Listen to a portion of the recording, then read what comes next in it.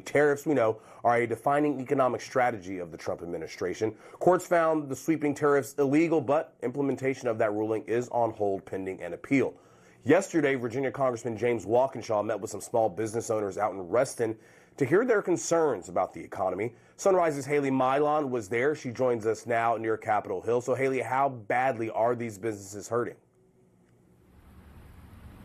They're doing pretty poorly, Corey. Not only are their costs skyrocketing for their everyday essentials to keep their operations going, but the unpredictability of ongoing trade wars makes running business really difficult.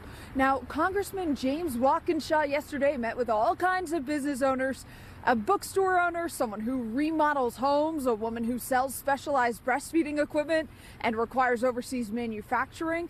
I talked to the owner of Weird Brothers Coffee. It's a 3-store family-owned coffee shop chain in Northern Virginia, who tells me that the cost of doing business has increased 5-fold for him over the last 5 years, but the tariffs are really the final straw.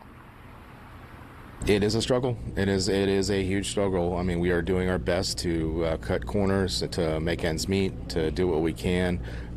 Sometimes we have to cut back hours. Sometimes we have to, pay attention to how many people we keep on our payroll. We have to continually look for different vendors, to give us the best deal that we can find to, keep the wheels running.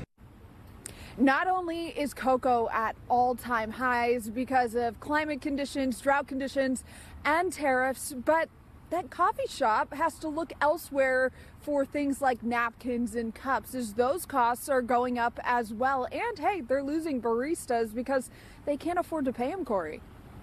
So, Haley, you hear the administration tell the story, and they'll say the tariffs are meant to bolster manufacturing, bring those jobs back to the U.S., and the president has said, look, that's going to take some time. Are there any options domestically for those business owners that you spoke to get their supplies American-made?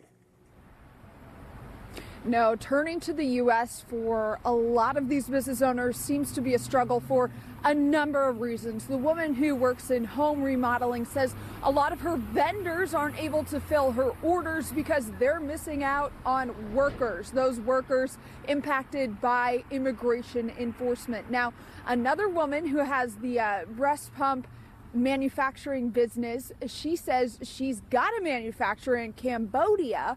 She can't do it here because of cost in the U.S., but every single day she's got her eye on the headlines because of the conflict between Cambodia and Thailand, and she never knows when the Trump administration is going to levy additional tariffs on people like her to negotiate peace over on the other side of the world. And she says she wants peace, but it shouldn't be on the backs of small business owners here in Northern Virginia, Corey. And something interesting that I'm going to be following is she says she wants to keep an eye on the rebate situation, see if she can possibly be reimbursed for what she's already paid in tariffs. Yeah, we're waiting to see if that is part of the Supreme Court's ultimate ruling, or maybe a tariff dividend that the president has talked about. We saw James Walkinshaw sitting down with those business owners, doing a lot of listening. What did he have to say in terms of what he took away from that conversation?